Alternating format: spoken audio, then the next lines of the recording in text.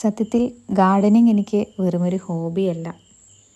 എപ്പോഴാണ് ഞാൻ ഗാർഡനിങ്ങിലേക്ക് ഇത്രയും സീരിയസ് ആയി ഇറങ്ങിയതെന്ന് ചോദിച്ചാൽ, ഒരുപക്ഷെ എപ്പോഴും എന്നെ തന്നെ എന്തെങ്കിലും കാര്യങ്ങളിൽ ബിസിയാക്കി നിർത്തണമെന്ന തോന്നലിൽ നിന്നാണ്.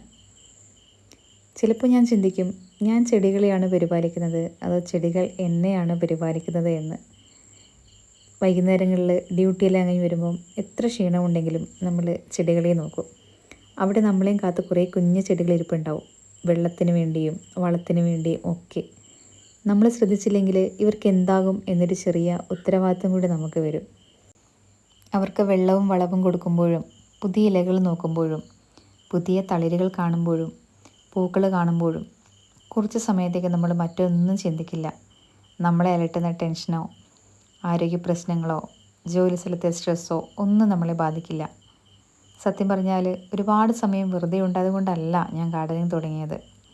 എൻ്റെ മനസ്സിനെ വെറുതെ വിടാതിരിക്കാനും എന്നെ തന്നെ ബിസിയാക്കി നിർത്താനും അനാവശ്യമായ ചിന്തകളിൽ നിന്ന് കുറച്ചെങ്കിലും മാറി നിൽക്കാനും വേണ്ടിയാണ്. അങ്ങനെയാണ് ഗാർഡനിങ്ങും യൂട്യൂബ് ചാനലും കുറച്ച് ചെറിയ ചെറിയ ക്രിയേറ്റീവ് കാര്യങ്ങളൊക്കെ എൻ്റെ ജീവിതത്തിൻ്റെ ഭാഗമായി മാറിയത്. ജീവിതത്തിൽ നമ്മളെ സന്തോഷിപ്പിക്കാൻ ചിലപ്പോൾ വലിയ വലിയ കാര്യങ്ങളൊന്നും വേണ്ടെന്നേ.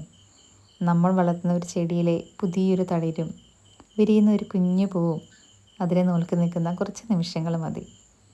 ഒരുപക്ഷെ ഞാൻ ചെടികളെയല്ല പരിപാലിക്കുന്നത്, ഞാൻ എൻ്റെ മനസ്സിനെ തന്നെയാണ് പരിപാലിക്കുന്നത്.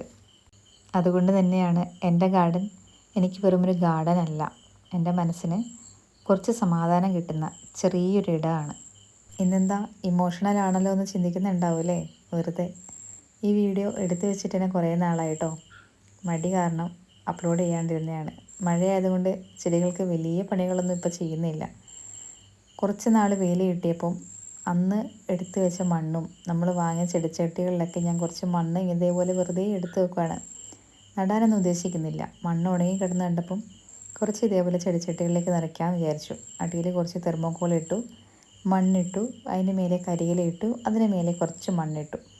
അങ്ങനെ സെറ്റ് ചെയ്ത് വെച്ചേക്കുന്നതാണ്. ചാണകപ്പൊടിയും മണലും മിക്സ് ചെയ്തിട്ടുണ്ട് കേട്ടോ. മഴ പെയ്യാൻ തുടങ്ങിയപ്പോൾ പ്രൂൺ ചെയ്ത് മാറ്റി വെച്ച 10 മണിച്ചെടികളാണ് നിങ്ങളതിൻ്റെ അടിയിൽ കണ്ടതേ. ഇനി മഴ കഴിഞ്ഞിട്ടേ അവരെ മാറ്റി വെക്കുന്നുള്ളൂ.